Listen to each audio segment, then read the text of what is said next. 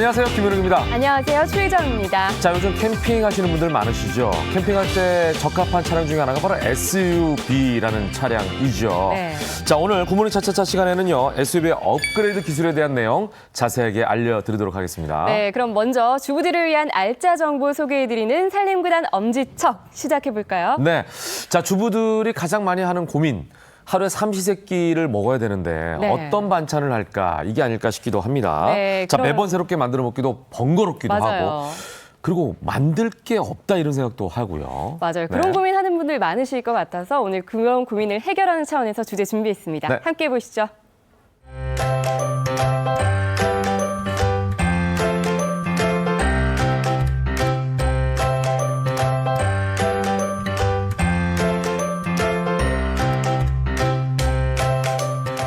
자, 만찬 고민하시는 분들 예. 이거 하나면은 참 좋을 것 같습니다. 만능 양념장에 대한 얘기 오늘 해드리고 직접 만드는 방법 알려드리겠습니다. 예. 먼저 토니오 셰프 함께 하셨습니다. 어서 오십시오. 네, 안녕하세요. 안녕하세요. 그리고 전영주 식품 영양학 박사께서도 함께 하셨습니다. 어서 오십시오. 안녕하세요. 반갑습니다. 네, 요즘 정말 만능 양념장이 워낙 인기라서 시중에서도 많이 판매를 하는데 맞아요. 오늘은 네. 좀 더 특별한 만능 양념장을 준비하셨다면서요? 아, 네, 맞습니다. 요즘처럼요, 이 더운 여름철에는 네. 이 기력이 많이 떨어지잖아요. 그렇죠. 맞아요. 땀도 많이 흘리고. 네, 그래서 무엇보다도 건강 관리가 되게 중요한 계절인데요. 근데 이럴 때 저희가 좀 먹어야 될 것들이 있습니다. 네. 저희 요리할 때 보통 뭐 제일 많이 들어가는 게 뭐죠? 양념이죠. 맞아요. 근데 이 양념이 건강할 수 있다면 오. 건강 관리도 참 쉽게 할 수 있겠죠, 그죠? 좋은 얘기인데 사실 쉽지가 않잖아요. 그쵸, 쉽지 기본이 않죠. 양념이기 때문에 양념을 건강하게 만들자. 아, 취지는 굉장히 좋은 것 같아요. 네네네. 네. 오늘은 네. 그 건강하게 만들어 먹을 수 있는 양념장 제가 만들어 드리도록 하겠습니다. 예. 예,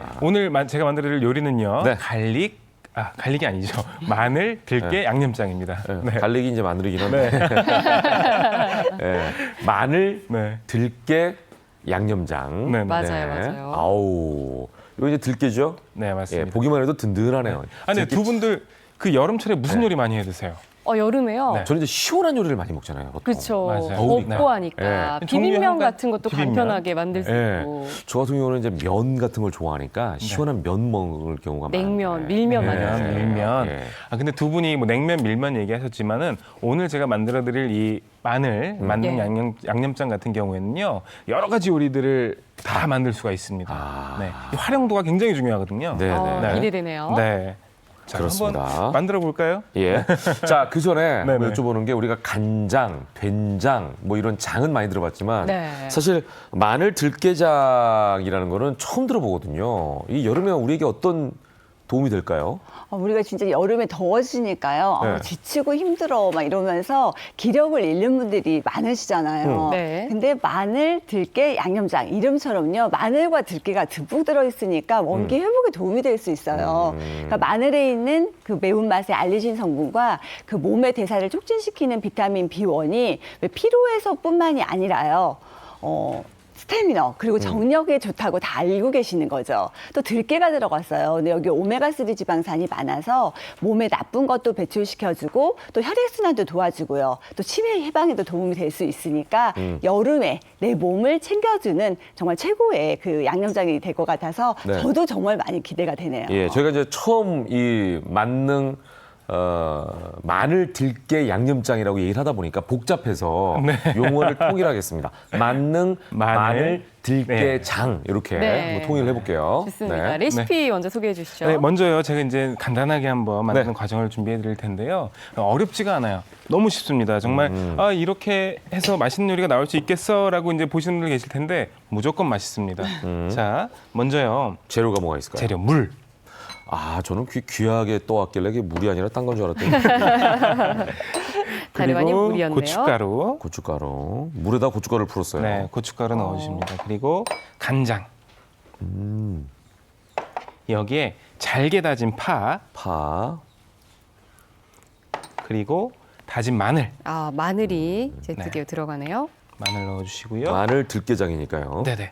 그리고 다진 양파 음, 넣어주시고요. 파 종류가 다 들어갔네요. 네, 여기 물엿 또는 꿀. 아, 뭐 물엿, 꿀 둘 다 없을 때는 올리고당을 넣으셔도 되고요. 아. 뭐 이거 뭐 아무것도 없다 이러시는 분들은 설탕을 조금 넣으셔도 되긴 됩니다. 예. 그리고 소금. 오. 아, 소금이 들어가요? 네, 소금도 좀 넣어주세요. 네. 자, 그리고 들기름.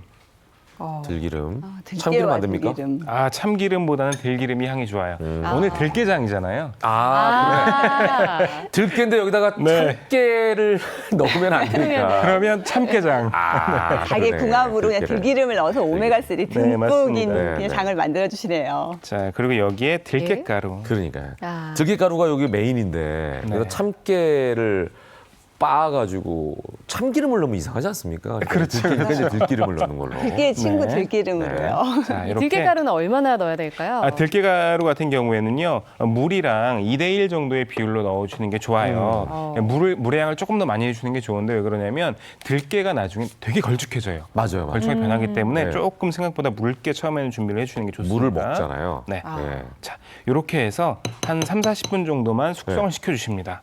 그래요? 네, 그러면은 이런 상태가 돼요. 색깔이 너무 다른데요? 그러네요. 색깔이 네. 올라오면서 약간 변해요. 그래서 이런 색깔이 나옵니다. 보시면 이렇게. 그래요? 네네네. 예, 지금 저 처음 만든 들깨장은 굉장히 밝은 갈색인데 네네네. 진한 갈색으로 변했습니다. 맞아요. 예. 그리고 여기 딱 보시면은 이게 다진 파 같은 것들이 예, 보이는데 예. 이 파에서 약간 파향들이 이렇게 나올 시간이 좀 필요해요. 그렇기 네네네. 때문에 한 30분 정도 최소 이렇게 예. 숙성을 시켜주십니다. 진짜 신기합니다. 네네. 걸쭉하게 네. 만들었는데 네. 되직해졌어요. 예. 제가 좀 저도 맛을 한번 맛보고 볼까요? 싶은데 예. 이 들깨장? 어떻게 먹어봐야 되지? 손가락으로 살짝 이렇게 찍어서. 찍어가지고 네. 그냥 네. 방송 중입니다만 제가 손가락으로 먹는 게 맛있을 것 같아서. 맛있죠. 야 그냥 퍼먹어도 네. 되겠는데 이거? 네. 우리가 예전에 그 깨 같은 경우에는 왜 그 강정 비슷하게 네. 그냥 이렇게 달짝지근하게 해가지고 그냥 퍼먹기도 하잖아요. 맞아요. 그런 맛이에요. 네. 아니, 네. 정말 네. 양념장 뭐든지 다 만들 수 있을 것 같지 않나요? 맞아요. 진짜? 자극적이지 않고 네네. 굉장히 담백한 게 특징이네요. 네, 그리고 고소합니다. 왜냐면 네. 들깨가 베이스니까. 그리고 이거 장하면 우리가 사실은 네. 짤 거 아니야 그리고 걱정을 아니, 하시는 전혀 분이 안 짜요. 많은데 맞아요. 어찌 들깨하고 마늘 가득여가지고 만능으로 어디서든 진짜 건강하게 맛있게 먹을 수 있을 것 같아서 정말 네. 좋네요. 자, 맞습니다. 이렇게 해서 오늘 요리의 기본 만능 마늘 들깨장 완성이 됐습니다. 예, 오늘 요리 여기서 마치는 거죠? 오늘 그러면 안 되죠. 저 깜짝 놀랐습니다. 예. 오늘 이제 요 마늘 들깨장을 이용한 요리들을 제가 예. 알려드릴 이제 텐데요. 이걸 어떻게 이용하는지가 궁금한 거예요. 네. 예. 자, 일단 만능 마늘 들깨장 재료를 다시 한번 여러분께서 확인해 보시기 바랍니다.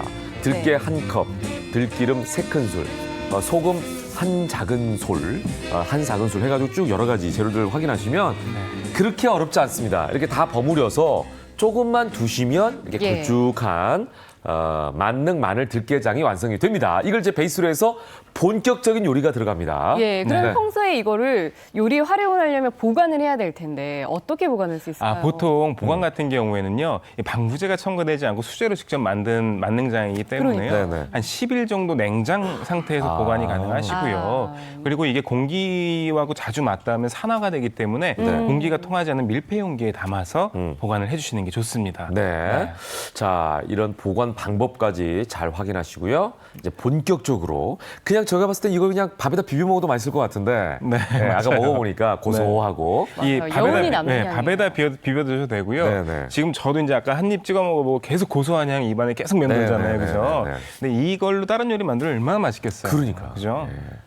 그래서 제가 첫 번째 만들어드릴 요리는요, 바로 예. 마늘, 들깨, 가지볶음입니다. 가지 오. 가지 정말 이것도 굉장히 좋은 그런 네. 식재료 아니겠습니까? 맞아요. 오늘 이 그러게요. 가지 네. 같은 경우에는요, 여름철에 수분 부족할 때 먹어도 굉장히 좋거든요. 네, 네. 맞아요.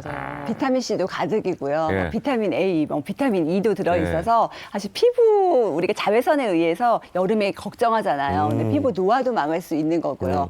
저는 사실은 가지가 물컹물컹하잖아요. 네. 집에서 가지 무침 만들어 놓으면 안 먹어요. 네. 근데 이렇게 볶아주면 쫀득쫀득 정말 맛있게 먹을 수 있을 것 같은데요. 맞아요. 그리고 이제 이게 대표적인 컬러 푸드 중에 하나잖아요. 예. 안토시아닌 보라색. 네, 대표 네. 항산화 예. 성분이 들어있잖아요. 정말 좋아합니다, 저 가지 반찬. 예, 그럼 먼저 가지 한번 손질을 해볼까요? 예. 네네네.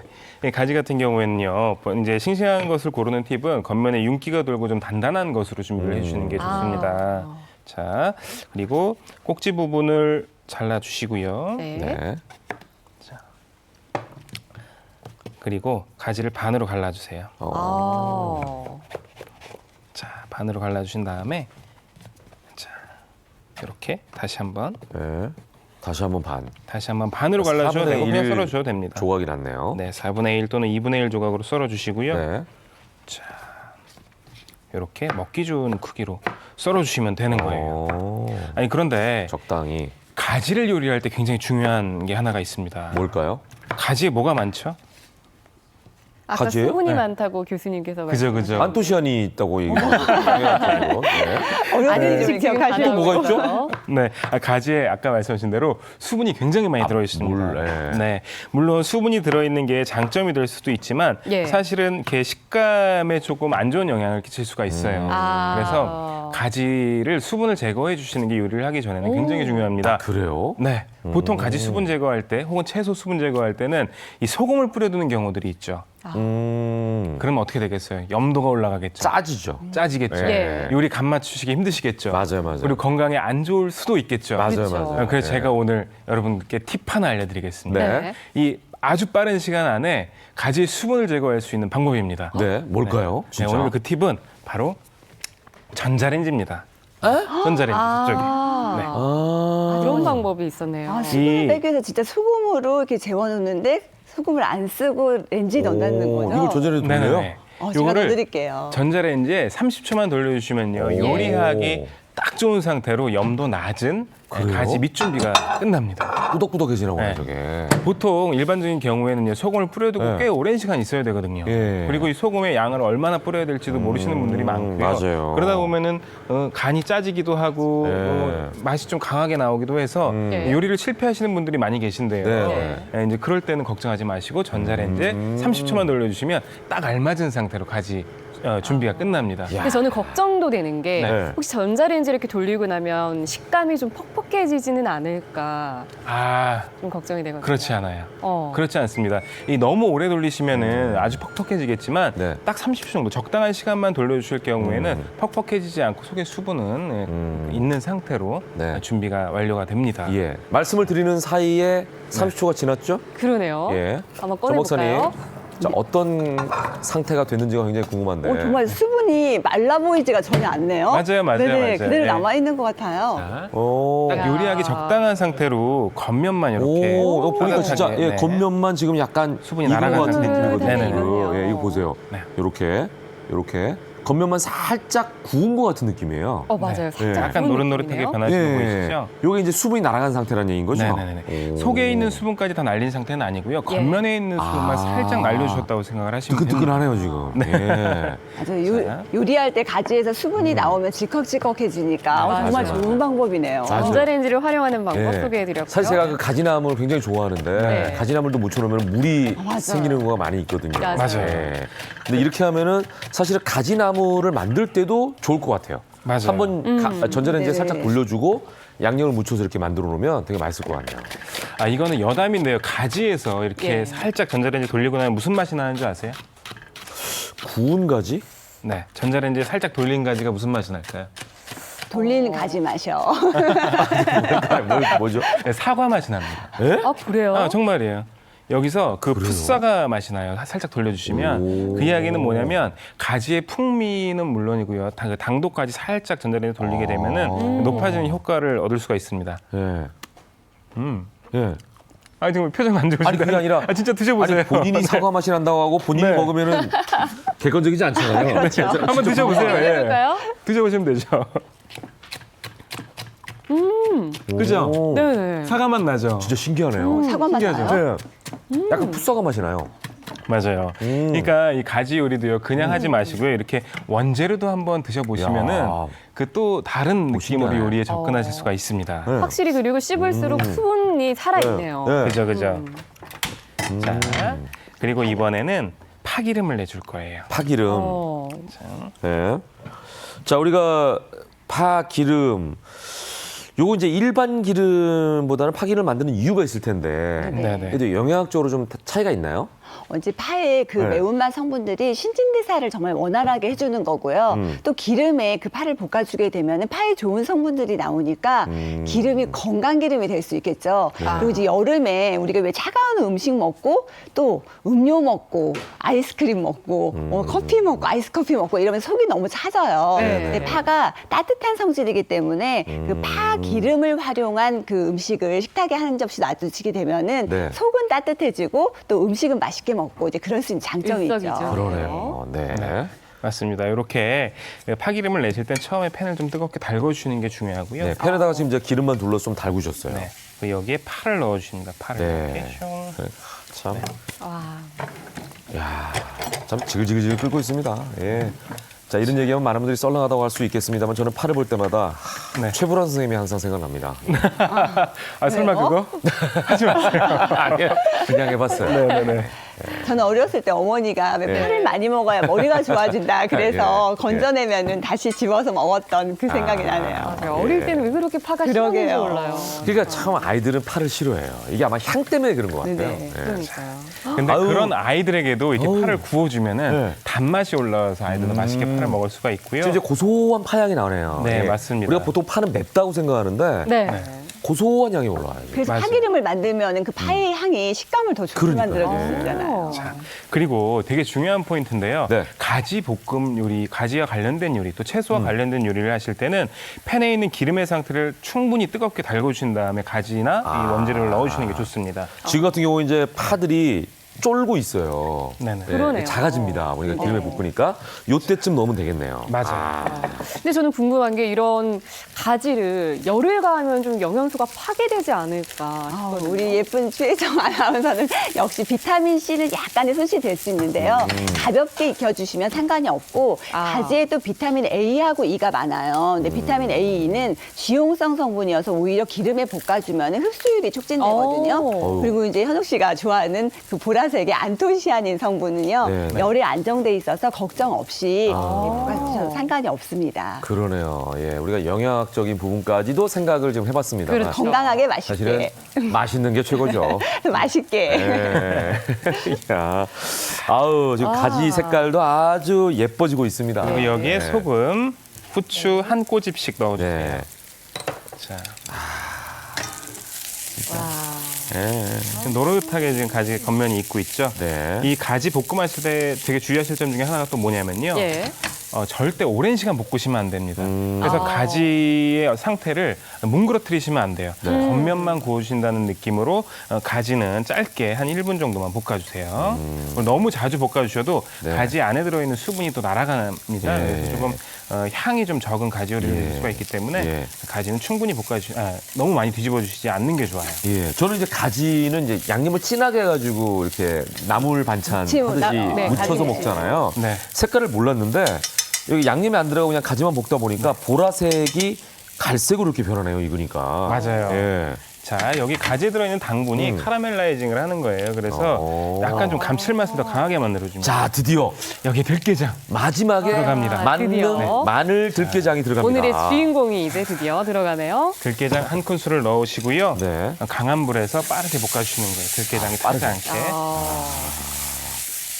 이게 자, 거기 보니까 들깨- 코팅하듯이. 네. 그리고 마늘 들깨장을 만들어 놓으면 다른 그 채소 볶음에도 다 활용할 수 있겠어요. 그러니까요. 아우, 지금 이 들깨 향 나는 거 보이나요? 야, 기가 막히네. 지금 가지 볶음을 하고 있는데 말이죠. 네네. 네. 예, 저는 그 탕이 생각나는 그런 냄새가 그 정도로 올라오고 향이 있어요. 굉장히 풍부하네요. 제가 간 한 번만 보겠습니다. 또 네, 직접 네. 너무 맛있다고 하시겠죠. 먼저 음. 보시고 그다음 제가 한번 네 어디 어우, 뜨거워요. 예. 이거요? 맛있습니다. 자, 이렇게 해서 담백한. 어때요? 가지가 그냥 지근하니 씹히죠? 네. 너무 가지를 뜨거워서 살짝 지금- 볶으니까 네. 네. 네. 숨이 다 안 죽었어요. 쫀득쫀득하게 네. 그 식감이 살아있네요. 식감도 있고. 맞아요. 예. 아우 고소하면서 야.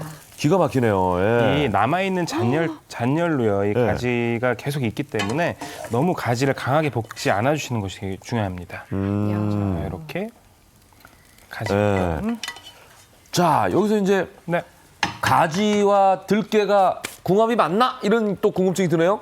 아, 가지에 없는 이제 오메가3 지방산을 들깨가 채워주면서 고소함을 넣어주는데요. 네. 또 가지가 뭐 비타민C도 듬뿍이고요. 네. 뭐 항산화 성분도 많기 때문에 사실 미용 궁합으로 정말 좋아요. 그래서 저는 가지볶음, 가지 나물만 하면은 네. 사실 예뻐지는 그 레시피라고 하기가 조금 그런데 네. 마늘, 들깨, 가지 볶음은 정말 예뻐지는 그런 가지 볶음이다, 메뉴다라고 하고 싶네요. 야. 근데 정말 깔끔해 보이는데요. 자, 밥이 준비가 돼 있습니다. 네. 요거 여기다가 다 먹어볼까요? 얹어가지고 먹으면 진짜 네. 맛있겠네요. 이렇게. 그게 사실 밥 반찬이거든요. 네. 그리고 그쵸. 기존에 먹던 이런 뭐 다른 볶음류들과는 다르게 이 염도가 굉장히 낮기 때문에 건강하게 아, 식사를 진짜 즐길 수가 전혀 안 있습니다. 짜요. 네. 많이 먹을 수가 있을 것 같아요. 일단 맛있는 반찬 많이 먹고 싶잖아요. 네. 아, 달죠. 옆에서도 너무 먹고 싶어요. 네. 현욱 씨 드시는 거 보니까. 네, 아까도 말씀드렸지만 여름철에 건강관리 무엇보다 중요하거든요. 네. 너무 높은 염도의 요리를 섭취하시는 것보다는 맞아. 이렇게 담백하게 요리하시고 갖고 건강하게 식사를 하시는 네, 거 그리고 굉장히 아침 중요합니다. 식사 반찬으로 특히 좋을 것 같아요. 이게 자극적이지가 않으니까 굉장히 아침에 먹기도 좋을 것 같아요. 자, 네. 마늘 들깨 가지 볶음 레시피 그렇게 어렵지 않습니다. 다시 네. 한번 확인해 보시죠. Baby, why you staring at your cell phone? Why you got your back against the wall? What you talking about with all your girlfriends? You need to get your ass out on the floor. I know you wanna baller, baby, I understand. Who's wearing all that jewelry and expensive nails? 네. 자, 이렇게 해서 지금 뭐 보시기에도 굉장히 맛있어 보이죠? 이야. 마늘 들깨 가지 볶음 여러분께서 지금 첫 번째 요리로 눈으로 확인을 하셨습니다. 네. 야, 아침에 이거 한번 만들어 먹어야겠다 이런 분들 많으실 것 같은데. 네. 자, 이건 이제 곁 양념이잖아요. 어떻게 보면 곁 음식이잖아요. 곁들여 메인은 먹을 수- 아니잖아요, 메인. 어떻게 보면 메인일 수도 있어요. 아. 그리고 요즘에 또 우리 뭐 하죠? 월드컵 하고 있잖아요. 네. 그렇죠. 축구 보시면서 드시기 굉장히 좋은 요리입니다. 네. 치킨은 아닐 테고 네. 뭘까요? 오늘 제가 두 번째로 준비해드릴 요리는요. 바로 마늘 들깨 라족입니다. 라조기. 이거 이제 중국 요리인데, 그쵸. 라조기는. 쉽게 이야기하면은 그 닭튀김을 채소와 함께 볶았다고 생각하시면 돼요. 네, 그래서 이 저녁 때 맥주하고 같이 이렇게 드셔도 안주로 훌륭하고요. 아니, 저녁 식사에 반찬으로 드셔도 굉장히 네. 훌륭한 그런 요리. 요즘도 치킨 대란이라는 얘기를 저희가 어제도 해드렸는데. 말도 맞아요. 맞아요. 요거 집에서 네. 살짝 만들어가지고 네. 가족들과 함께 드시면서 월드컵 응원하는 것도 재밌을 것 같습니다. 맞아요. 라족이면은 닭 요리가 또 될 텐데 닭 하면은 또 여름철 대표 보양식으로 저희가 많이 요리를 해서 먹잖아요. 그렇죠. 우리가 이제 삼계탕 먹으면서 이열치열 이제 보양을 하신다고 하는데 지금 셰프님께서 만들어주실 마늘 들깨 라조기는 땀을 흘리지 않으면서 먹을 수 있는 보양이 되어서 야. 정말 전 좋을 것 같은데요. 네. 마늘이 또 들어가잖아요. 네. 근데 마늘에 들어있는 그 매운맛 알리신과요. 비타민 B1, 티아민이 만나면 알리신과 티아민이 만났으니까 알리티아민이잖아요. 그러네요. 근데 알리티아민이 우리 몸에서 활성 형태로 바뀌어가지고 내 몸에 기력을 주고 활력을 주는 그런 원천이 될 수 있는 거예요. 네. 그런데다 닭은 또 우리 단백질의 원천, 맞아요, 필수 아미노산이 내 몸을 채워주니까 결국 네. 원기 회복도 주고 스태미너도 증가시키고 네. 정말 여름 보양식인 거죠. 그러네요. 처음에 이제 가지볶음은 약간 곁다리 음식. 그러니까 이제 반찬으로 먹었다면 네. 메인 요리가 되겠을 것 같아요. 거의 예. 메인이라고 할 수가 예. 있죠. 네. 저 같은 경우에는 치킨 시켜놓고 너무 안 오는 거예요. 경기가 네. 끝날 때가 돼가지고 이걸 해 먹었습니다. 네. 야. 근데 더할 나위 없이 좋아요. 밤에 먹기도 가볍고 튀김이지만 무겁지 않은 그런 요리 한번 만들어 집에서 보도록 혼자 하겠습니다. 월드컵을 네. 보면서. 네. 자, 그리고 중요한 거는 닭가슴살을 이용한다는 거예요. 부위가 닭가슴살이네요. 자, 기름기가 없는 그렇죠. 담백한 부위입니다. 네. 근데 사실 닭가슴살 하면은 그 특유의 비린내가 좀 있어요. 그런 부분은 어떻게 해결할 수 있을까요? 야, 이런 거요. 해결할 방법이 무지하게 많은데 네. 오늘 제가 처음에 보여드렸죠. 들깨장으로도 해결할 수가 있지만 네. 네. 또 다른 방법도 있습니다. 어. 이 닭가슴살이나 닭고기 요리 같은 경우에는요. 이 닭 원재료인 닭에 염지를 잘해주셔야 돼요. 맞아요. 염지란 뭐냐면 소금 간을 잘해주셔야 네, 돼요. 네. 그래서 여기에 소금, 후추, 간장, 맛술을 넣고 살짝 재워두시는 거예요. 지금 이게 재운 닭가슴살인가요? 아니 아직 재우기 전입니다. 재우기 전인데 그러면 썰어서 재우는 거예요? 그렇죠. 이렇게 썰어주시는 거예요. 이렇게 네. 너무 두껍지 않게 썰어주시고요. 네. 자, 이 닭가슴살을 이렇게 썰어주셨으면은 칼등 칼 날이 아니고 칼 칼 등으로 등으로. 살살 두드려주세요. 오. 네. 조직을 좀 부드럽게. 네, 그 남편 생각하시면서 너무 세게 두드리시면 네, 닭가슴살이 망가질 수 있으니까요. 왜 남편을 생각하면 세게 할 생각이 들까요? 글쎄요. 네. 자, 남편을 생각하면서 부드럽게 하면 안 되나요? 아니, 보통 그러시더라고요. 이렇게 주부님들 하시다 보면은 예. 예, 남편 생각하면 속 터진다고. 왜 쌀도 팍팍 씻으면서 스트레스 해소하시나 그러잖아요. 자, 이렇게 살살 들어주셨으면은 네. 여기에 이런 볼 하나를 준비해 주시고요. 볼에 담아줄게요. 이렇게 예. 담아주십니다. 아, 닭가슴살을 활용한다는 게 정말 더 좋네요. 그러네요. 예. 여름 다이어트도 되고요. 네. 후추, 후추간 아까 얘기한 대로 이제 지금 재우는 거죠. 네, 소금. 소금. 이렇게 하면 이제 비린내가 안 나는 거죠. 네, 비린내를 네. 확실하게 잡아줄 수가 있고요. 닭가슴살을 두껍게 썰지 않았잖아요. 그렇기 네. 때문에 괜찮습니다. 맛술, 맛술. 살짝 넣어주시고요. 청주나 아니면 집에 있는 소주나. 아, 소주는 안 됩니다. 아, 소주는 안 돼요? 네, 소주는 특유의 향이 있기 때문에 가급적이면 요리할 때 저는 피해 주셨으면 좋겠어요. 소주는? 네. 아, 저는 그냥 집에 있는 술이면 아무거나 넣어도 되는 줄 알았더니. 그러니까 그건 소주가 아니에요. 많이 냉장고에 있으니까 예. 소주를 많이 그 요리하실 때 요리주로 많이 사용들을 하시는데요. 사실 요리주 사용하실 때는 네. 소주나 이런 것들보다도 이게 과실주나 이런 것들을 사용하시는 게 더 좋아요, 사실은. 그렇군요. 네, 전통 발효주나 이런 것들을 사용하시는 게 좋습니다. 예. 자, 이렇게 살짝 오물조물 버무려 두시면은 예. 닭가슴살의 잡내를 어. 확실하게 잡아줄 수가 있습니다. 어느 정도나 이렇게 재워놔야 네, 돼요? 이렇게 해서 뭐 긴 시간 아닙니다. 한 30초 정도만 재워주시면 아, 되고요. 그렇게 할게요? 네, 여기서 중요한 팁은 뭐냐면요. 간장을 약간 넣어주시고 간을 해주시면 예. 조금 더 쉽게 간도 하시고 오. 그리고 잡내도 잡아주실 수 예. 있다는 거죠. 아까 소금을 넣었는데 거기다 간장까지 넣어요? 아니면 소금 대신에 간장을 넣어요? 둘 다 넣어주세요. 오. 근데 많은 양을 넣어주는 게 네네. 아니고요. 소금 한 꼬집, 닭가슴살 한 덩이에 소금 한 꼬집, 아. 간장 한 큰술에서 2분의 1 큰술 정도만 사용해 주시면 됩니다. 네. 자, 이렇게 살짝 네. 넣고 재워주시면 되고요. 자, 네. 그래서 닭가슴살을 재웠어요, 먼저. 이제 튀김옷을 입혀야 되잖아요. 네. 왜 갑자기 지퍼백을? 또 그냥 튀기면 또 재미없잖아요. 또 주부님들 이거 일일이 튀기면 뭐 밀가루 묻히고 네. 달걀물하고 좀 네. 귀찮으시잖아요. 그렇죠. 네, 그런 분들을 위해서 제가 준비를 했습니다. 이렇게 비닐팩 하나 준비를 해주시고요. 혹시 여기다가 전분가루를 넣고 닭가슴살을 넣고 막 흔드나요? 맞아요. 상상하신 그 방법입니다. 네. 정말 좋은 팁인데요. 그러네요. 저희 이렇게 묻힐 때 여기저기 또 안 묻으면 다시 묻히면 또 튀김옷이 두꺼워지고. 거기다 엄청 막 튀잖아요, 이게. 네. 전분가루가 막 지저분해지고. 맞아요. 싱크대가 난리가 나는데. 맞아요. 간편하면서도 깔끔하게 할 수 있겠네요. 여기에 닭가슴살 이렇게 넣어주세요. 넣어서. 네. 이렇게 넣고 꼭지를 자. 잡고요. 흔들어. 흔들어주세요. 진짜 좋은 방법이네요. 오늘 이 방법 같은 경우에는요. 예. 그 튀김옷을 너무 두껍게 입히지 않아도 될 때 이 방법을 사용해 주시면은 아주 맛있게 튀김옷을 입히실 수가 있습니다. 뭐 지저분해지도 않고요. 밀가루가 하나도 없어요 지금. 그죠. 네. 골고루 잘 섞이겠네요. 자, 깔끔하게 준비를 한번 해봤습니다. 네. 그렇게 하시면 보이시나요? 이렇게 다 묻었어요. 이렇게 예. 다 묻었어요. 예. 자, 이렇게. 닭 가슴살이 전분을 잘 입었습니다. 네. 예, 그 하얗게. 이번 요리 같은 경우에는 예. 제가 조금 믿고 드셔도 된다고, 믿고 요리하셔도 된다고 말씀드린 게 뭐냐면 제가 이제 이탈리아에 있을 당시에요. 네. 네. 요 요리를 한번 해줘봤어요. 예. 친구들한테, 예. 뭐 할머니한테도 해드리고, 예. 뭐 주변 분들한테 예. 해드려봤는데 예. 다들 너무 좋아하시는 거예요. 이유는 뭐냐면 잡내가 하나도 안 나고요. 너무 부드럽대요. 이탈리아 네. 분들에게 만든 요리. 네. 검증님이 받은 거네요. 받은 요리입니다. 이거. 아, 그분들의 감탄사가 연상이 되네요. 먹은 다음에 부에니시모, 부에니시모 막 이랬을 것 같은데 막. 그분들의 그렇게 약간 감탄사를 연발하지 네, 않습니까? 맞아요. 부어니시모라고 이야기를 하죠. 예. 부에니시모. 네, 아주 맛있을 때. 그래서 또 말고 이렇게 해야 돼요. 이렇게 해야 돼, 이렇게. 아, 저 정말 창피하네요. 오늘 아침. 현지에 있는 거 같죠? 네네네네. 네. 자, 자, 이제 그래서- 튀김옷을 다 익었고. 네. 자, 이렇게 팬을 살짝 달궈주신 네. 다음에요. 네.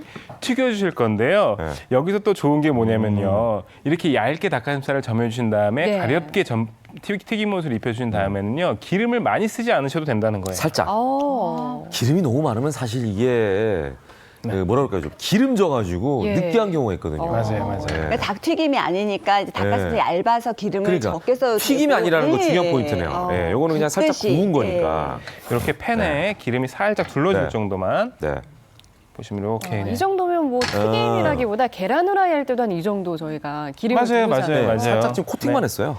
심지어 전 부칠 때보다 기름이 적게 들어가요. 그러니까요. 튀김인데. 예, 예. 다 이거는 닭가슴살을 얇게 점였기 때문에 그럽니다. 네. 그리고 보통은 닭가슴살 퍽퍽하다고 생각하시는 분들 많이 계실 거예요. 네. 근데 오늘 김현욱 씨 네. 닭가슴살의 새로운 맛을 또 느끼시게 될 거예요. 엄청 부드러운 그런 맛을 느끼시게 될 겁니다. 네. 자, 이렇게 해서 전분가루는 한번 털어주셔야 돼요. 이렇게 털어주시고 예. 올려. 아, 이렇게 구워주십니다. 예. 이런 소리 하네요. 네. 예. 자, 올릴까요? 자, 예. 이건 제 입에서 나는 소리가 아닙니다. 여기 네. 프라이팬에서 나는 소리. 야. 예. 아우, 이거 보세요. 자글자글. 기름이 움직이는 소리 그 느낌. 예. 보슬비가 막 내리는 것 같은 네. 느낌. 네. 절대 튀김옷을 두껍게 입혀주시면 안 돼요. 자, 보시면 네. 이렇게 겉부분이 살짝 익어가고 있죠. 여기 그러네요. 보시면 예, 여기 보이죠? 지금 약간 이렇게 한 네. 2mm 정도가 하얗게 변하고 네. 있어요. 가장자리에. 네. 그랬을 때 뒤집어 주십니다. 그러면 짜잔. 어머. 그러면 짜잔. 아. 이렇게 노릇한 상태. 네. 또 궁금한 게 저는 이렇게 닭가슴살을 구웠을 때 우리가 영양학적으로 혹시 또 영양소가 단백질이 파괴되진 않을지 어떤가요? 그렇지는 전혀 않고요. 네. 닭가슴살 먹으면서 나 다이어트 해야 되는데 네. 기름이 있어서 어떻게 하시는 분들 아까 김현욱 씨가 말씀하신 대로 네. 굽듯이 기름을 적게 사용했으니까 오히려 피부 건강 그리고 내 노폐물을 빼주면서 안색까지 좋아지는 맛과 영양을 잡을 수 있는데요. 왜 닭가슴살을 계속 먹고 싶은데 퍽퍽해서 못 드신다고 하시는 분이 되게 많으세요. 네. 근데 이렇게 구워주시게 되면은 정말 닭가슴살답지 않은 정말 맛있고 부드러운 닭가슴살을 드실 수 있다는 장점이 있어요. 자, 이렇게 아까 이제 시간 관계상 네, 좀 미리 구워놓은 예, 것들이 초벌구이를 있습니다. 했던 네. 닭가슴살 살짝 온도만 좀 똑같이 이렇게. 올려줄게요. 아하. 야, 노릇노릇하게 잘 익었네요. 진짜 그냥 색깔 자체가 맛있어 보입니다. 네. 그리고- 이거 그냥 이 상태로 그냥 먹으면 되나요? 이 상태로 드셔도 되고요. 네. 근데 또 여기서 그냥 드시면 또 아깝잖아요. 네, 네. 저희가 아까 뭐 만들었죠? 마늘 마늘 들깨장 들깨장. 만들었잖아요. 네. 마늘 들깨장. 오늘 마늘 들깨장을 넣고 요리할 건데요. 예. 요거 살짝 옆으로 좀 이동시켜 주시겠어요? 네. 제가 빠르게 완성을 해드리도록 하겠습니다. 혹시 몇 분 남았나요? 3분 남았나요? 아니요, 1분 남았어요. 1분 남았나요? 네. 자, 그러면 빠른 속도로 완성을 하도록 하겠습니다. 네. 먼저 팬 뜨겁게 달궈주시고요. 여기에 파프리카, 각종 야채가 또 들어가네요. 네, 당근, 예. 원래 이제 라조기에 이제 양념을 좀 네네. 섞어가지고 이렇게 양념장과 함께 먹으니까 소스를 지금 만들어 주시나 네, 봐요. 마늘, 네. 그리고 고추, 고추 살짝 넣어주시고요. 네. 그리고 여기 들깨장 아까 만들어뒀던 거 있죠? 들깨장 얘가 주인공이에요. 근데 중요한 건 뭐냐면 채소를 좀 볶아주셔야 돼요. 네. 그냥 넣으시면 안 되고 살짝 네. 볶아주신 다음에 네. 기름으로 살짝 식용유로. 넣어주시고요. 네. 고추기름. 이게 약간 네. 중식 스타일이니까. 예, 매운 향이 좀 올라올 겁니다. 예. 그리고 여기에 굴소스. 아. 매운 향이 올라와요. 네. 정말 푸짐하게 다양하게 들어가네요. 네, 설탕 약간 넣어주시고요. 네. 그리고 맛술을 살짝 넣어주시고요. 네. 아우. 소스가 진짜 어우. 예. 자, 이렇게 해서 볶아주신 다음에 네. 채소만 익었으면 여기에 마지막에. 들깨장을 넣으시는 거예요. 마지막에 뿅. 들깨장을. 들깨장은 넉넉하게 네네. 몸에 좋은 거니까 많이 넣도록 하겠습니다. 네. 이 들깨장 같은 경우에는요, 다른 요리하고 같이 요리해도 맛이 전혀 부딪히지가 않고요. 네네네. 되게 조화롭게 잘 이제 만들어져요. 양념장 한 다음에 거기다가 그냥 이걸 여기에 네. 만들어둔 예. 슝 닭가슴살 닭가슴살을 넣으십니다. 넣으면 바로 그냥 라족인데요? 네. 그리고 볶아주세요. 와. 슉슉슉. 야. 야. 이렇게 볶아주시기만 하면은 예. 야, 이거 좀 시간이 없는데. 네, 라족이 마음이 완성입니다. 급하네요. 예. 네, 저도 어디? 한번 먹어볼까요? 네. 야, 마늘 들깨 라조기. 두 분의 얼굴 표정이 한상입니다. 기가 막히네요. 이거 성공적이죠. 네. 입안에서 네. 성공적이에요. 편하네. 네. 야, 이번 주에 야. 또 우리나라 경기할 때 이거 한번 만들어서 네, 기가 먹어봐야겠네요. 한번 드셔보시면 좋을 네. 것 같습니다. 자, 레시피는요, 시간 관계상 저 홈페이지에서 확인해 보시는 것도 좋을 것 같습니다. 네. 자, 이렇게 오늘 두 가지 요리, 거기다 만능 마늘 들깨장까지 여러분께 예. 소개해 드렸습니다. 두 분 말씀 잘 들었습니다. 고맙습니다. 감사합니다. 자, 이제 본격적인 무더위가 시작되면서 여름철 건강에 비상등이 켜졌다고 하는데요. 그렇습니다. 강한 햇빛과 찬 음식이 바로 그 원인인데요. 네. 네. 그 건강을 유지하는 비법 함께 보시죠. 본격적인 무더위로 자외선이 강해지면서 피부 건강에 적신호가 켜졌는데요. 특히 아토피는 아이에게 더 치명적입니다. 강한 자외선 때문에 햇빛 알레르기까지 더해져 아토피 증상이 더 심해지기 때문인데요. 이제 여름이 되면 덥고 습하고 땀이 나고 하니까 긁어요. 긁으면 따갑고 짓무르고 아이가 훨씬 힘들었죠, 저보다는. 여름이면 증상이 심했던 아토피 피부염. 그런데 지금은 말끔해진 모습인데요. 도대체 어떻게 관리를 한 거죠? 비법 좀 알려주세요. 아이들한테 가장 중요한 거는 음식이었더라고요. 그래서 식습관을 바꿨더니 좋아졌어요. 이게 바로 여름철 피부를 건강하게 만들어주는 특별식이라고 하는데요. 김치 라이스 페이퍼롤이라고요. 아토피에 좀 좋은 음식들 중심으로 굉장히 건강도 좋아지고 그리고 아이들도 잘 먹더라고요. 황토는 콜라겐 성분이 다량 함유되어 있어 아토피 완화에, 녹두는 열을 내리는 역할을 해서 도움이 된다고 합니다. 어머니의 정성 가득한 건강식을 먹은 이후부터 아토피가 많이 좋아졌대요. 그런데 여기서 끝이 아닙니다. 아이가 자는 곳에 뭔가를 뿌리고 있는데 이게 대체 뭐죠? 통계피 우린물이에요. 그래서 통계피에는 살균 효과가 있어서 침구류라던가 베개 그리고 이제 아이들 옷 뿌리고 있어요. 아토피 완화에 효과적인 두 번째 비법, 바로 통계피를 우려낸 물을 아이의 피부가 닿는 모든 곳에 뿌린다는데요. 계피는 살균 효과가 있어 염증을 완화시켜준다고 합니다. 또 어디 가세요? 아, 네. 저희가 속을 건강하게 채우긴 했는데 아직 한 가지가 더 남았어요. 한 가지가 더 남았다고요? 아직 비법이 남았다니까 끝까지 한번 따라가 봐야겠죠? 익숙한 듯 자연스럽게 눕고 뚜껑까지 덮는다? 얼굴만 내밀고 대체 뭘 하시는 거예요? 일주일에 한 번씩 아이랑 꼬박꼬박 와서 하고 있고요. 가려움증도 훨씬 덜해지고. 이게 대체 뭘까요? 요 밑에는 황토, 여긴 천연수시예요. 그래서 열을 가하게 되면 천연 연적외선이 나와요. 이 찜질이 아토피 피부에 좋은 이유가 있다고요? 황토에는 카타라즈나 프로테아제라는 효소가 있는데요. 이것이 항균 항생작용을 하고 있습니다. 원적외선을 방출하기 때문에 몸속에서 혈액순환이 되면서 피부로 혈액 공급이 돼서 피부 재생에 도움이 됩니다. 이 더위에 땀까지 흘리고 괜찮아요? 해독력과 습도 조절력에 탁월한 황토와 참숯이 쾌적하게 만들어져서 땀을 쫙 흘려도 끈적이지 않고 상쾌하다고 합니다. 그리고 이 쑥으로도 찜질을 하는데요. 쑥은 폐 기능을 강화해서 피부 건강을 완화시키는데 도움이 될 수 있다고 합니다. 피부 건강을 위해서 더위에도 이곳을 찾는 사람들이 많은데요. 땀을 빼고 나니까 피로 회복에 굉장히 좋습니다. 피부 건강 못지않게 여름철에 위험한 것은 바로 장 건강. 덥다. 가만히 있어도 덥다 보니 냉방기기는 물론 찬 음식을 많이 먹게 되는데요. 최은자 씨 역시 소문난 얼음 마니아. 아니 그런데 너무 많이 드시는 거 아니에요? 이렇게 많이 드시고 배탈 나면 어쩌려고 그러세요?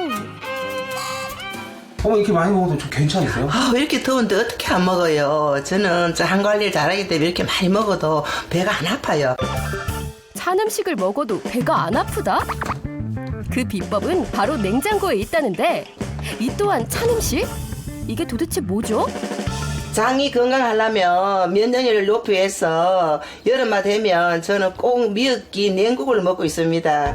실제로 미역기가 장 건강에 어떤 도움이 될까요? 미역기가 칼슘이나 마그네슘 같은 미네랄이 굉장히 많기 때문에 우리 몸에서 면역력을 많이 올려주고 식이섬유가 많기 때문에 대변을 잘 나오게 하면서 유산균에 먹이게 좋기 때문에 장 건강에 굉장히 좋습니다. 그리고 빼놓지 않고 꼭 하는 게 있었으니 바로바로 이 돌찜질? 여성분들은 배가 차오니까 요 따뜻한 돌을 배에 대고 있으면 참 좋아요. 그런데 돌찜질만 하는 게 아닌가 봐요. 집안 구석구석 자리를 차지하고 있는 요 돌들. 물까지 마시더니 심지어 침대까지 돌이다? 돌이 아닙니다. 칠보석으로 만든 칠보석 침대입니다. 7빛깔을 띠는 보석이라는 칠보석. 태저감의 일종으로 7개의 광물로 이루어져 있다는데 칠보석의 특징은 백옥, 청옥, 황옥, 연옥 포함돼가지고 원적외선 그게 발산이 됩니다. 장 건강에 도움이 되나요? 원적외선을 복부에 쏘이게 되면 피부 겉이 아니라 복부 속이 따뜻해지게 됩니다. 이 소장과 대장에는 우리 몸의 면역 기능의 70%가 분포하고 있기 때문에 장이 건강해지면 우리 몸의 면역력이 증가됩니다. 칠보석으로 만든 침대라니 도대체 어떻게 만드나 궁금한데요.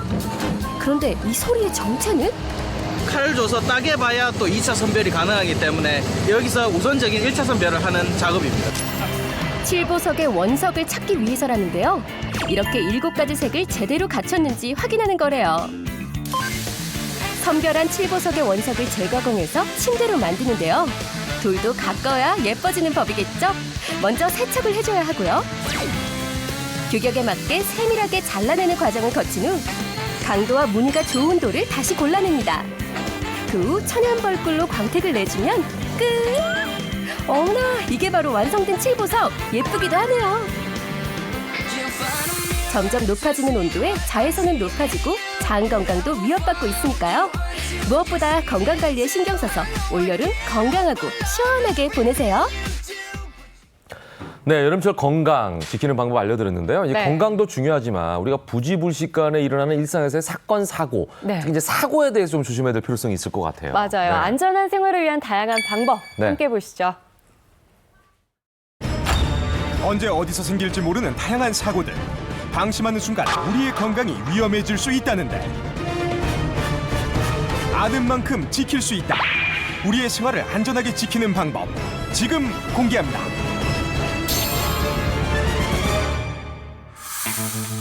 에어컨과 선풍기 없이는 살 수 없을 것 같은 요즘 날씨. 냉방기기 사용량이 늘면서 화재 위험도 커졌습니다. 만일 화재가 발생한다면 가장 중요한 게 있다는데 인명 구조라든지 화재 진압 측면에서 대략 한 5분에서 10분 이내 골든타임에 도달하게 되기 때문에 이 이전에 사람들이 대피를 하고 토기 진압이 이루어져야 되거든요. 화재 진압이라든지 대피는 골든타임 이전에 이루어질 수 있도록 하는 게 현장에서의 어떤 조치라고 봅니다. 화재가 발생하면 가장 중요한 인명 구조. 골든타임 안에 대피할 수 있는 방법이 있다는데 화재가 나면 빨리 대피하는 게 좋잖아요. 그래서 이 가족들이랑 대피하기 위해서 여기 서 있습니다. 대피 훈련을 한다고요? 불이야! 불이야! 사람들이 외치기가 무섭게 펼쳐지는 마법의 계단. 이럴 수가. 대체 이 계단 뭐죠? 마치 영화 속 변신 로봇을 연상케 하는 신기한 계단. 이 계단의 정체는? 화재 시나 비상시에 비상계단으로 변신하는 획기적인 비상탈출 계단입니다. 어떻게 만드신 거죠? 화재 시 빠른 대피가 요구되어집니다. 비상계단을 통하여 양방향으로 탈출할 수 있으므로 유독가스나 추락으로부터 인명피해를 막을 수 있습니다. 화재가 발생했을 때 베란다 난간에 설치된 레버를 열면 대피할 수 있는 계단이 펼쳐지는데요. 도미노 형식으로 펼쳐지는 이 계단은 고층 건물에서 펼쳐지는데 1분도 채 안 걸린다고 합니다. 덕분에 사람들은 신속하게 대피할 수 있다는 사실. 불나면 빨리 피해야 되는 생각이 먼저 나는 건데 이렇게 계단이 생기고 나니까는 정말 안심하고 피할 수 있으니까 참 좋네요. 처음에는 무서웠는데 손잡이를 잡을 수 있어서 덜 무서웠어요. 평소에는 난간으로 비상시엔 탈출구로 쓰이는 신기한 계단. 게다가 안전하게 내려올 수 있도록 신경을 썼다는데 강도, 내구성, 안전을 위하여 철강업체와 초기 단계부터 스펙을 정하고 충분히 강도와 외관을 만족시키는 강력한 스텐 재질을 사용하였습니다. 끊임없는 노력 끝에 탄생한 비상 탈출 계단. 만일의 사고에 대비한 안전 필수품이네요. 여름철 건강을 위협하는 식중독. 음식점의 경우 위생 상태가 불량하면 집단 식중독을 일으킬 수 있어 각별한 주의가 요구된다는데 맛집으로 소문난 서울의 한 식당. 기다리던 음식들이 나오는데요. 와, 진짜 맛있겠다. 침샘을 자극하는 맛있는 음식들. 여러 사람 먹으면 돼. 맛도 맛이지만 이곳을 자주 찾는 이유가 있다는데요. 식당에서는 제일 중요한 게 청결 상태잖아요. 항상 너무 깔끔해요. 그래서 자꾸 찾게 되더라고요. 홀만큼 주방이 깨끗하더라고요. 안심하고 맛있게 먹을 수 있는 곳이 굉장히 좋아서 이걸 찾게 되었습니다. 깔끔함에 반한 손님들. 볼만큼 깨끗하다는 주방을 직접 찾아가 봤습니다. 위생을 위해 모자와 마스크를 착용하는 것은 물론 어패류와 육류는 식중독을 유발하지 않도록 70도씨 이상의 고온에서 요리한다고 합니다. 그런데 이뿐만이 아니라는데. 사실 저희 식당 관리 위생 방법은 따로 있습니다. 대체 어떤 관리 비법이 있는지 그 비밀을 파헤치기 위해 늦은 밤까지 지켜봤는데요. 이때 문을 열고 들어서는 수상한 발걸음이 있었으니 식당 홀을 거쳐 주방으로 들어가는 정체 모를 남자. 대체 누굴까요? 그 뒤를 따라가 봤습니다. 누구세요? 혹시 주동로? 여긴 왜 온 거죠? 오늘 여기 식당 주방에 하수구 트렌치 청소 때문에 왔습니다. 식당 주방 청소는 내게 맡겨라. 해충 박멸을 위해 20년 동안 일했다는 차동희 전문가. 왜 이 늦은 밤에 식당 청소를 하는 거죠? 이 주방에 이런 하수구들, 트렌치들 이런 것들이 청소가 안 되고 음식물 쓰레기들이 계속 적시게 돼 있다면 해충들이 안 없어진다는 걸 알았죠. 청소를 해야 되겠다. 이 청소만이 해충들까지도 잡을 수 있겠다는 그런 생각으로. 초파리 같은 해충들이 서식하기 좋은 주방. 이런 해충들로 인해 식중독이 유발될 수 있다고요? 초파리와 같은 해충들은 과일 껍질이나 음식물 쓰레기, 또 하수구에 있는 유기물 같은 것들을 먹으면서 자라게 되는데요. 식중독을 전파할 수 있는 매개체 역할을 하게 됩니다. 특히 요즘같이 덥고 습할 때는 이런 해충들 역시 알에서 부화해서 번식되는 속도가 굉장히 빠르기 때문에 평소에 청소하실 때 소독과 방제를 꼼꼼하게 같이 해주시는 것이 좋겠죠. 해충 방제는 물론 식당 주방 구석구석까지 청소해준다는데, 아니 이건 왜 연 거죠?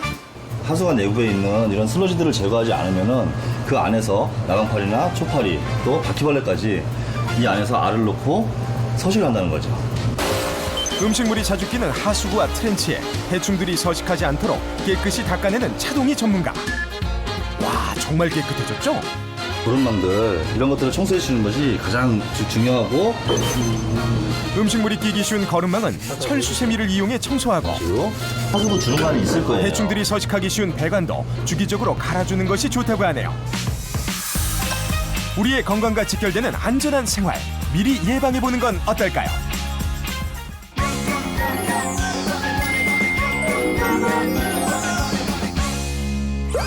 이번엔 굿모닝 차차차 시간입니다. 네. 이옥은 자동차학과 교수 모셨습니다. 어서 오십시오. 네, 안녕하세요. 네, 반갑습니다. 요즘 이제 여름이 되다 보니까 저도 네. 그렇고 제 주변에도 그렇고 캠핑 많이들 하는데 네. 이 캠핑용품을 차에 실으려고 하다 보니까 또 차가 왠지 비좁은 것 같고 그래서 SUV 차량으로 바꿔야 되나 이런 고민이 전 좀 되더라고요. 특히 이제 가족 이동에 용이하다 보니까 SUV 예. 차량의 판매량이 많이 늘어난 것 같아요, 그죠? 예, 맞습니다. 혜정 씨처럼 이제 그 캠핑족들, 캠핑을 네. 즐기는 분들 때문에 실제 SUV의 인기가 상당히 많은데요. 네.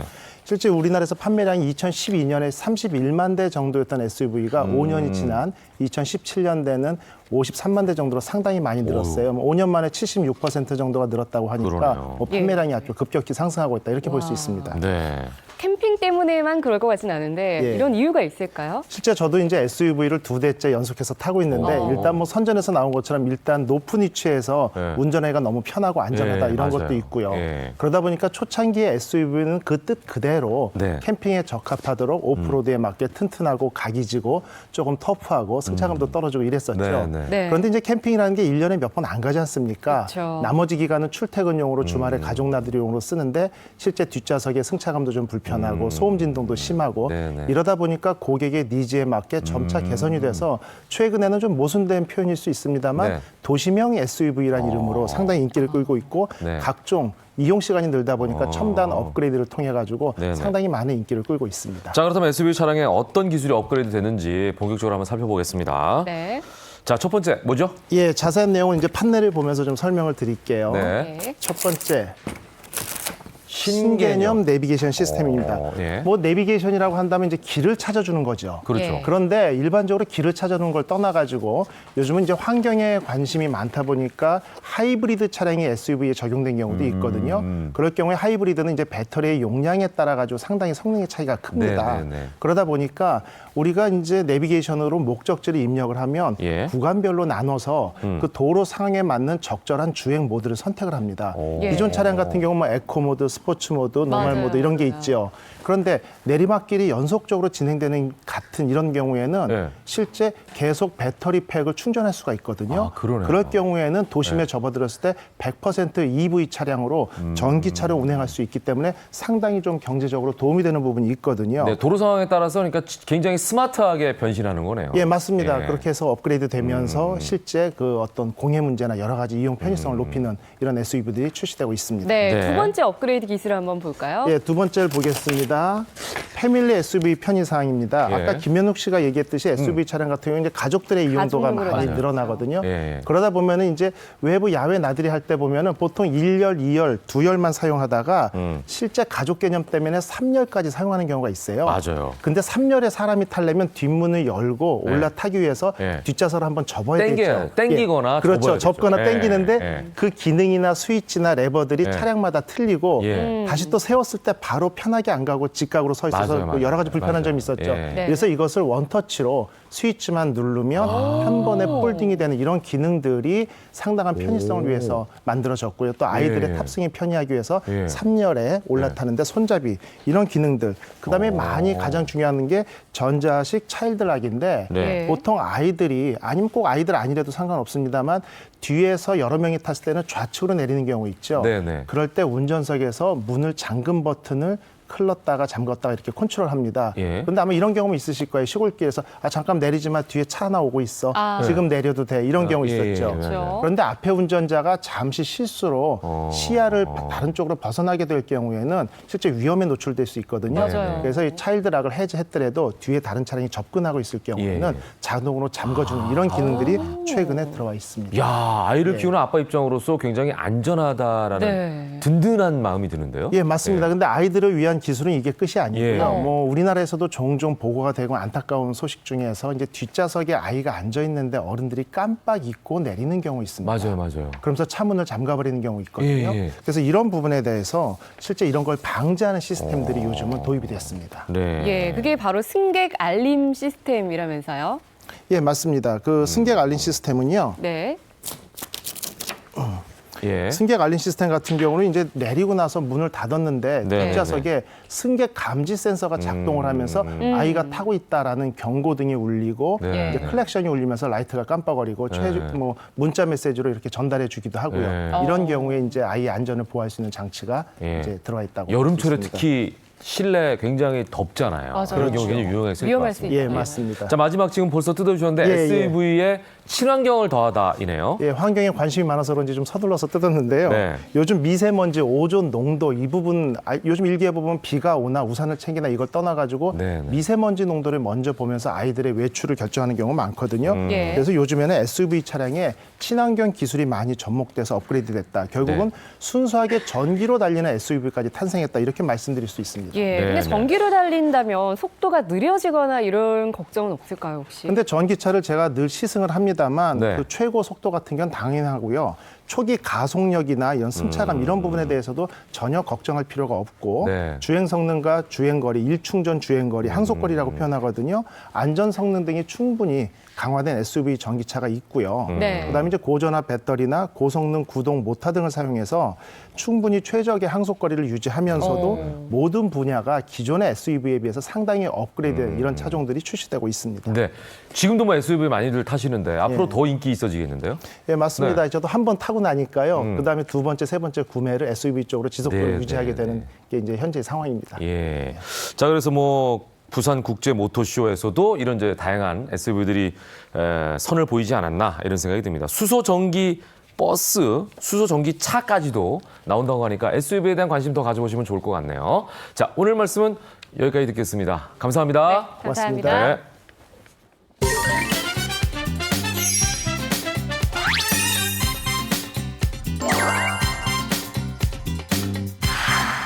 네, 이번에는 톡톡 생활 경제 이어갑니다. 네. 정철진 칼럼니스트 나오셨습니다. 어서 오십시오. 네, 안녕하십니까.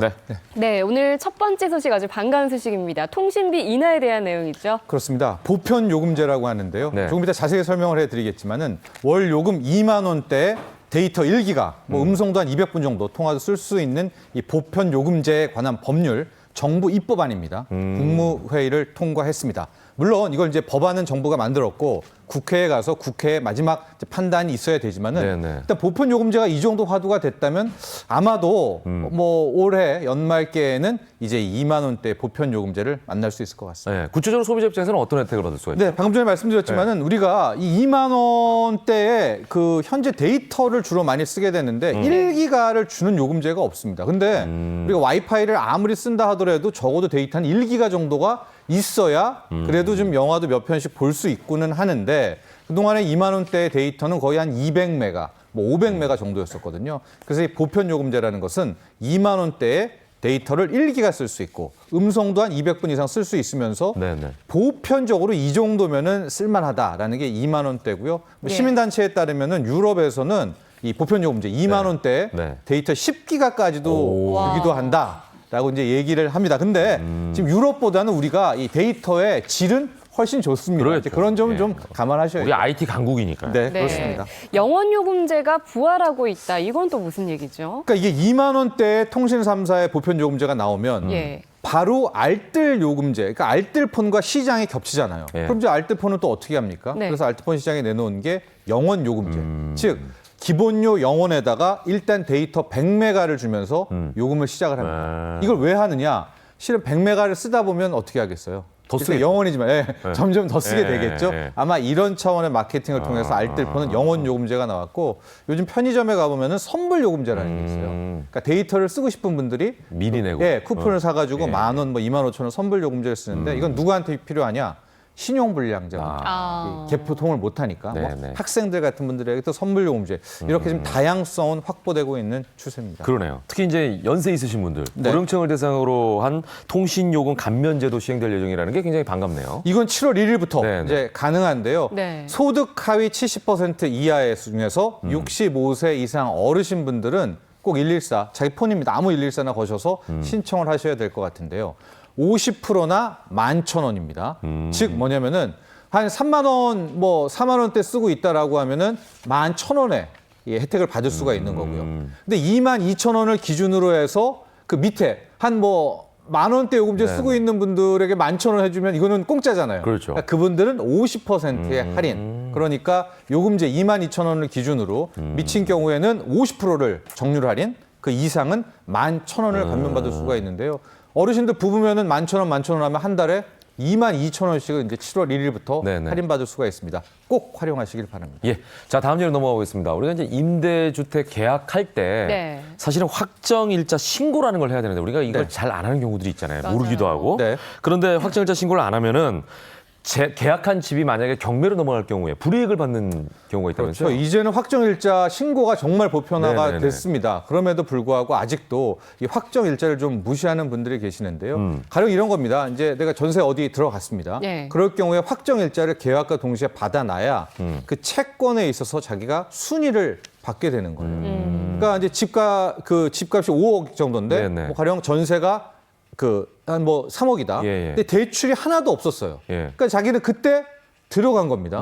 그런데 확정일자를 안 받고 막 이렇게 해서 어느 날 한 달 뒤에 가서 받으러 가보니까 이미 집주인이 그 사이에 3억의 대출을 받아놓은 거예요. 아유. 그럼 자기는 만에 하나 그 집이 경매로 가게 될 경우 우선순위에서 밀리네요. 후순위로 밀리게 되기 때문에 뭐 전세 그러면 난리일 수가 있습니다. 그래서 이 확정일자의 중요성이 있는데 오늘 이제 설명할 것들은 이 확정일자를 신청하는 방법이 굉장히 편해졌다는 거죠.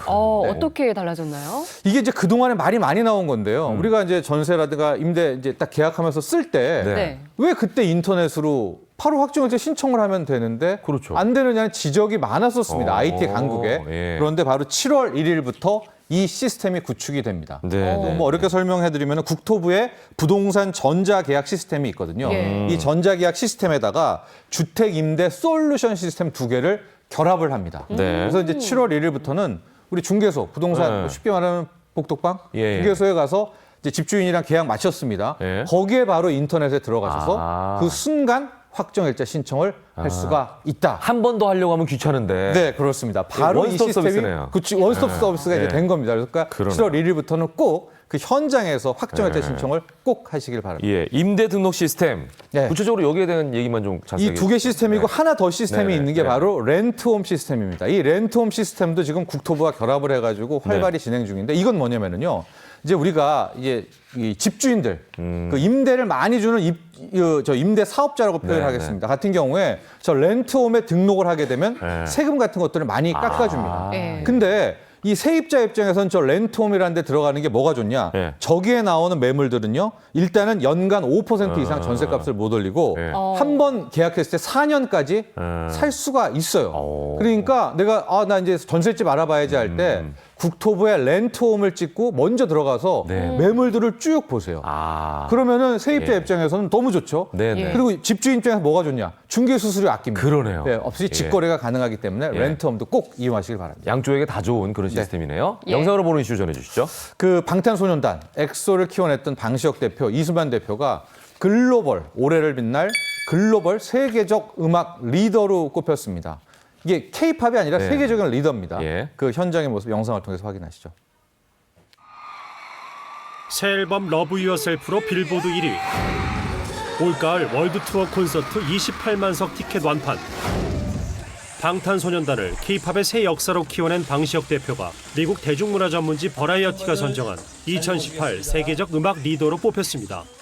분명하게 제2, 제3의 방탄소년단이 나와야 하고 나올 수 있다고 믿고 있으며 방 대표는 독창성과 미래 전망에서 높은 점수를 받았습니다. 문화기술을 전수하는 마지막 3단계의 실현이 가능해질 것이기에 함께 이름을 올린 이수만 대표에 대해서는 반박의 여지가 없는 K-팝의 개척자라면서 평창 동계올림픽 폐회식에서 공연한 엑소의 소속사라고 추켜 세웠습니다. 전 세계 음악 시장을 재편할 23명의 리더 가운데 아시아인은 이수만 방시혁 대표를 포함해 단 3명뿐. K-팝이 아시아 문화의 중심으로 또 한 번 인정을 받았습니다. 채널A 김종석입니다.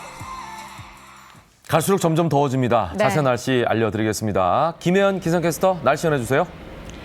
네, 오늘도 맑은 하늘 속에 더운 날씨를 보이겠습니다. 9시가 조금 지난 지금은 아직까지 볕이 강하지 않아서 선선하게 느껴집니다. 이 시각 상암은 20도를 보이고 있고요. 낮 기온은 29도로 어제만큼 덥겠습니다. 오늘은 1년 중 낮 시간이 가장 긴 절기로 여름 절기 중 4번째 해당하는 하지입니다.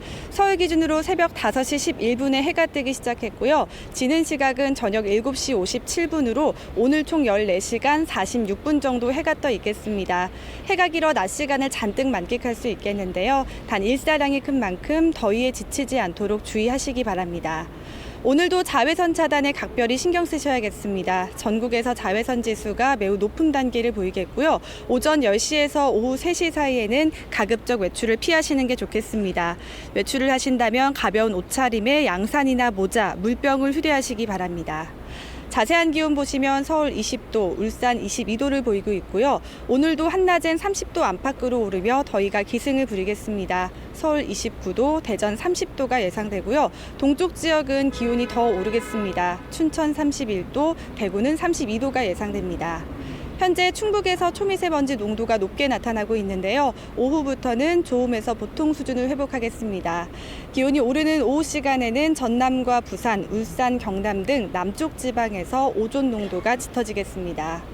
더위의 기세는 더 강해져서 다음 주 월요일 서울의 낮 최고 기온이 33도까지 오르겠습니다.